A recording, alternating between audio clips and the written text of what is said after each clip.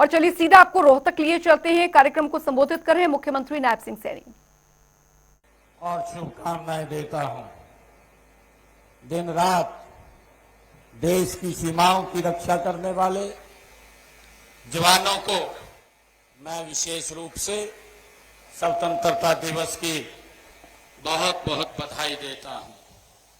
यह दिन उन अनगिनत शहीदों और स्वतंत्रता सेनानियों को याद करने का अवसर है, जिन्होंने अपनी जान की बाजी लगाकर हमें यह आजादी दिलाई है। मैं सभी ज्ञात अज्ञात शहीदों को भावभीनी श्रद्धांजलि अर्पित करता हूं। साथ ही महान स्वतंत्रता सेनानियों के प्रति अपनी कृतज्ञता व्यक्त करता हूं।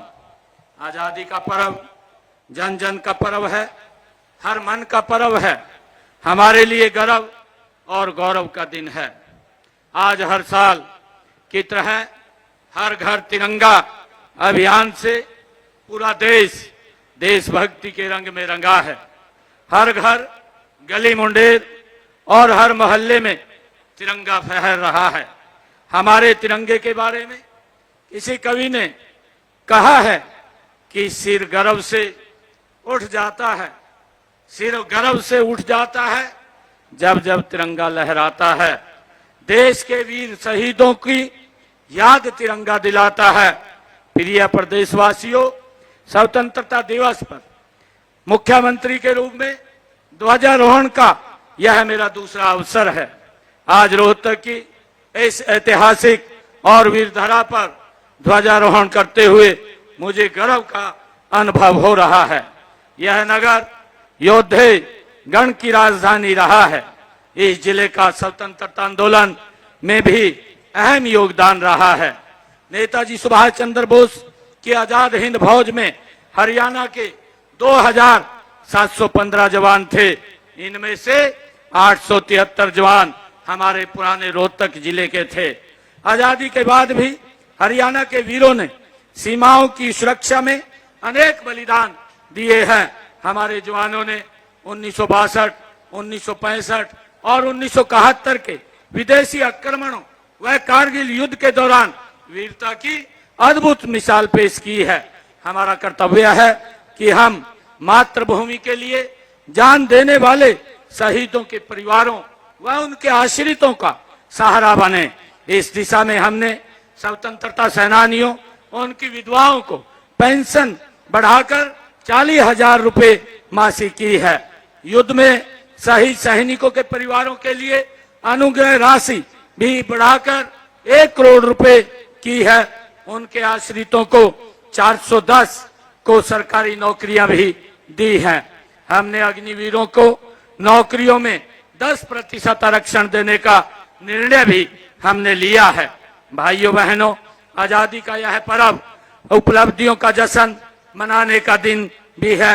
हमें गर्व है कि आजादी के बाद के 78 वर्षों में देश दुनिया की बड़ी शक्तियों में शामिल हो गया है।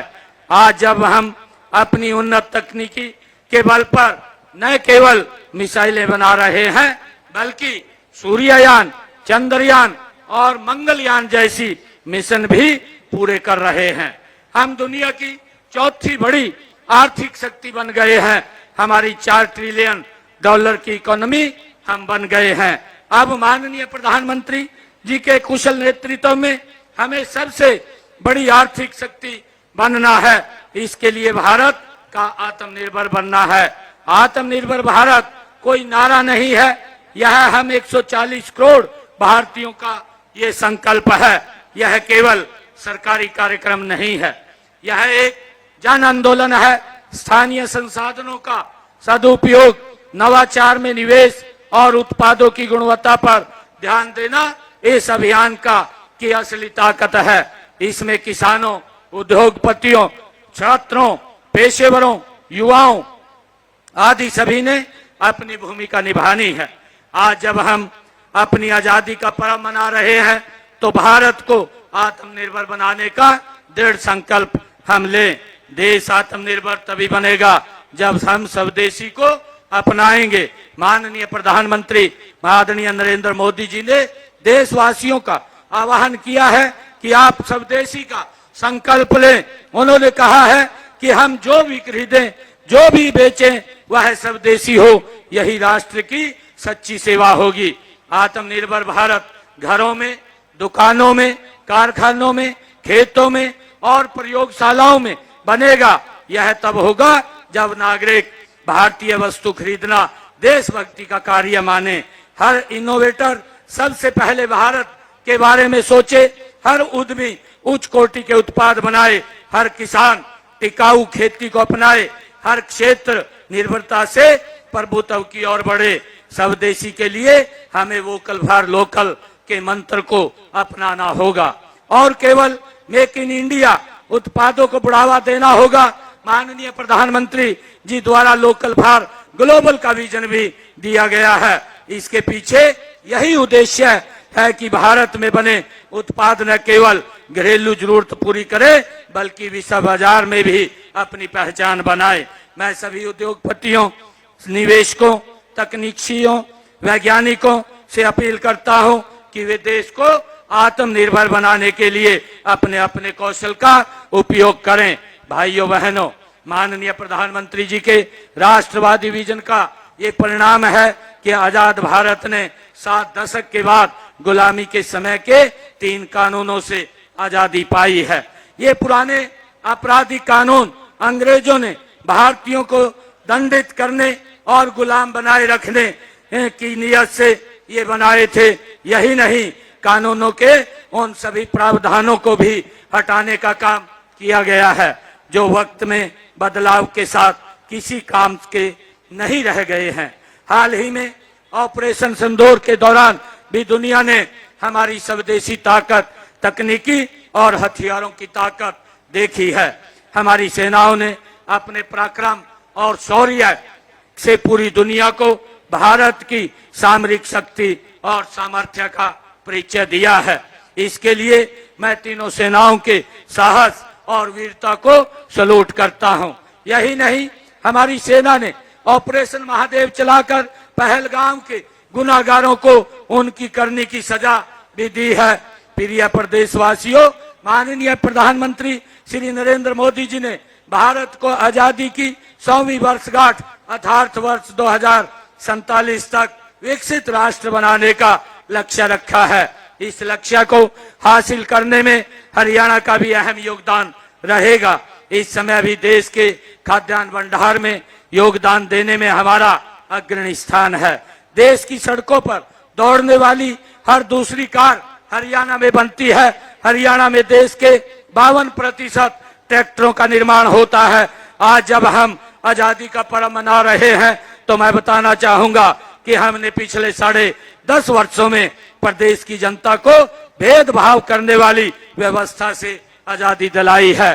भ्रष्टाचार पर हमने कड़ी चोट करते हुए सभी सरकारी योजनाओं व सेवाओं का लाभ घर बैठे ही लोगों तक पहुंचाने के लिए ई गवर्नेंस का एक नया मॉडल अपनाया है। इसके लिए सरकारी योजनाओं एवं सेवाओं को परिवार पहचान पत्र से जोड़ा गया है। हमने हर सरकारी योजना एवं कार्यक्रम को 100 से अधिक पोर्टल व ऐप के माध्यम से पारदर्शी बनाया है।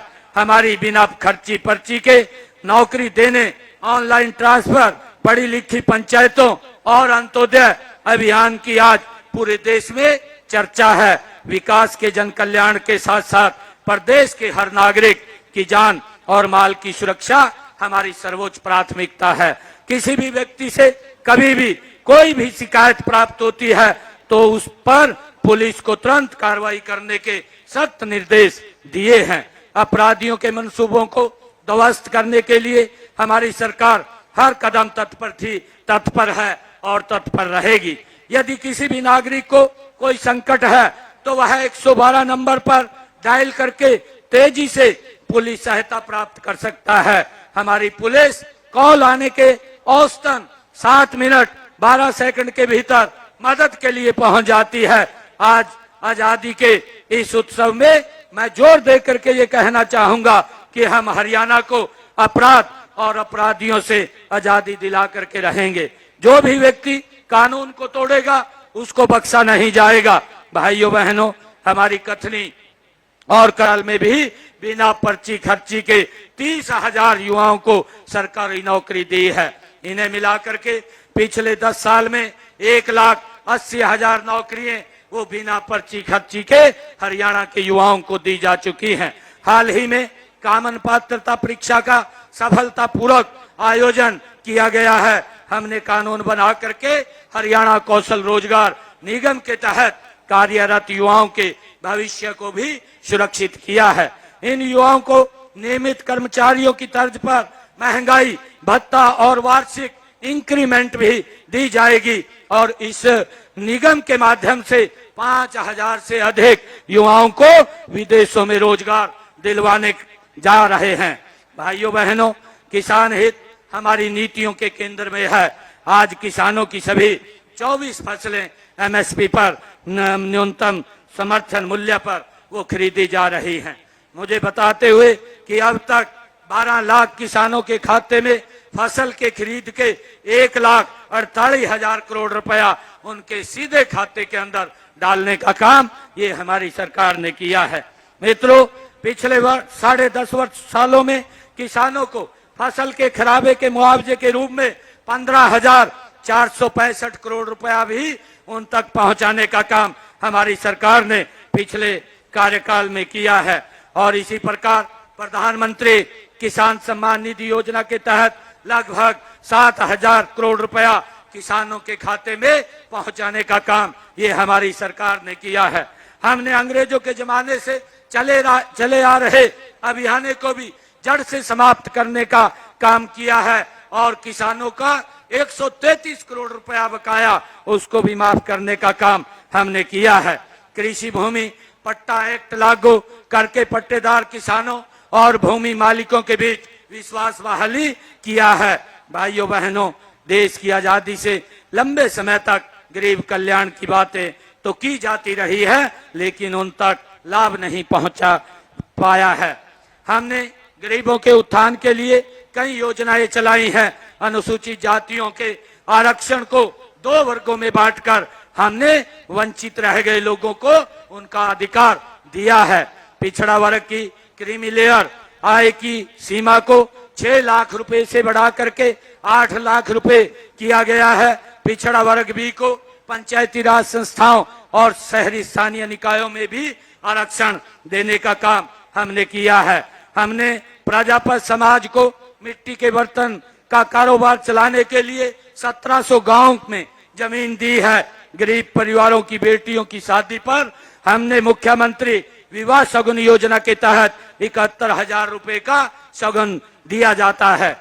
मित्रों, गरीबी के सिर पर छत उपलब्ध गरीबों के सिर पर छत उपलब्ध कराने के लिए प्रधानमंत्री आवास योजना के तहत 1,47,000 मकान दिए गए हैं। साथ ही हमने गरीब परिवारों के लिए मुख्यमंत्री आवास योजना भी शुरू की है। इसके तहत 14 शहरों में 15,256 गरीब परिवारों को प्लाट दिए गए हैं। हमने 58 ग्राम पंचायतों में भी 3,884 प्लाट दिए हैं। इस योजना के दूसरे चरण में हम 1,59,000 परिवारों ने इसमें पंजीकरण कराया है। गांव में पंचायत भूमि पर बने 500 वर्ग गज तक के मकानों पर काबिज लोगों को उनका मालिकाना हक देने का काम भी हमने किया है। हमने सामाजिक सुरक्षा बढ़ाकर पेंशन बढ़ा करके 3,000 रुपए मासिक की है और दिव्यांग पेंशन का लाभ 10 अन्य श्रेणियों को भी दिया जा रहा है। भाइयों बहनों, हमने ऐसी व्यवस्था की है कि धन के अभाव में कोई भी गरीब इलाज से वंचित नहीं रहेगा। इसके इलाज के लिए आयुष्मान भारत चिरायु योजना में लगभग 22 लाख लोगों का इलाज मुफ्त में कराया गया है। हमने किडनी के रोग से पीड़ित रोगियों के लिए सरकारी अस्पतालों मेडिकल कॉलेजों में मुफ्त डायलिसिस की सेवाएं शुरू की है। इससे गरीब लोगों को बड़ी राहत वो मिली है। माननीय प्रधानमंत्री जी ने देश को मेडिकल हब बनाने के विजन को साकार करने के लिए हम हर जिले में एक मेडिकल कॉलेज खोल रहे हैं और इस समय पर देश में मेडिकल कॉलेजों की संख्या बढ़ करके 15 हो गई है तथा 9 अन्य निर्माणाधीन है।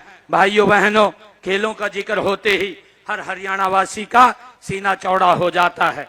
हमें गर्व है कि हमारे खिलाड़ियों ने पेरिस ओलंपिक 2024 में देश द्वारा जीते गए 6 पदकों में से 5 पदक हमने जीते हैं। इससे पहले टोक्यो ओलंपिक 2020 में भारत द्वारा जीते गए 7 पदकों में से 4 हरियाणा के खिलाड़ियों ने जीते हैं।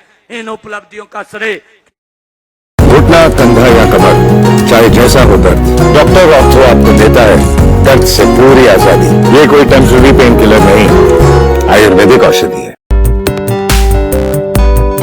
ये अति आधुनिक इंफ्रास्ट्रक्चर विकसित कर रहे हैं।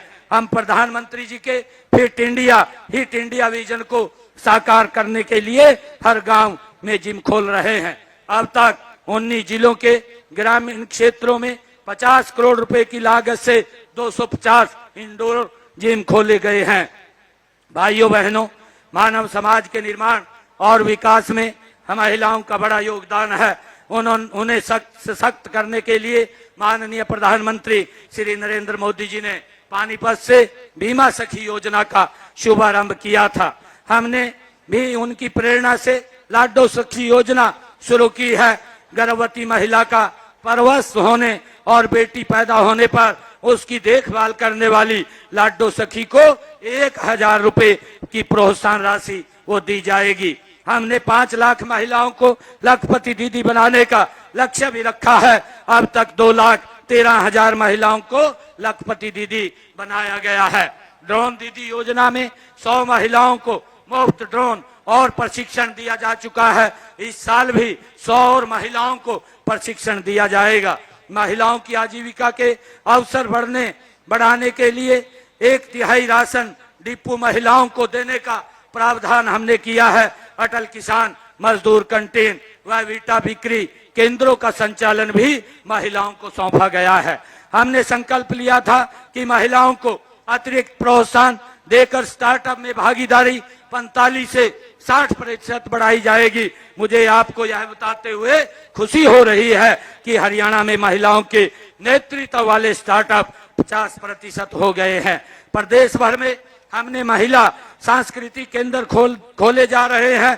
अब तक 131 केंद्र खोले गए हैं। इनमें माताएं बहनें भजन, गीत, नृत्य आदि सांस्कृतिक कार्यक्रम कर सकेंगी। गरीब महिलाओं को अपनी रसोई चलाने के लिए हम हर महीने केवल 500 रुपए में गैस का सिलेंडर दिया जा रहा है। यह लाभ प्रदेश के लगभग 18 लाख परिवारों को मिल रहा है। हमने गांव के विकास में महिलाओं की भागीदारी सुनिश्चित करने के लिए उन्हें पंचायती राज संस्थाओं में 50% प्रतिनिधित्व दिया है। बहन बेटियों को उच्च शिक्षा देने के लिए प्रदेश में खोले गए 80 कॉलेजों में से 30 लड़कियों के लिए हैं। आज पोस्ट ग्रेजुएट तक लड़कियों को मुफ्त शिक्षा हरियाणा सरकार दे रही है। भाइयों बहनों, उद्योग हमारी अर्थव्यवस्था का मूलाधार है। हमने औद्योगिक विकास को गति देने के लिए ईज ऑफ डूइंग बिजनेस का एक इकोसिस्टम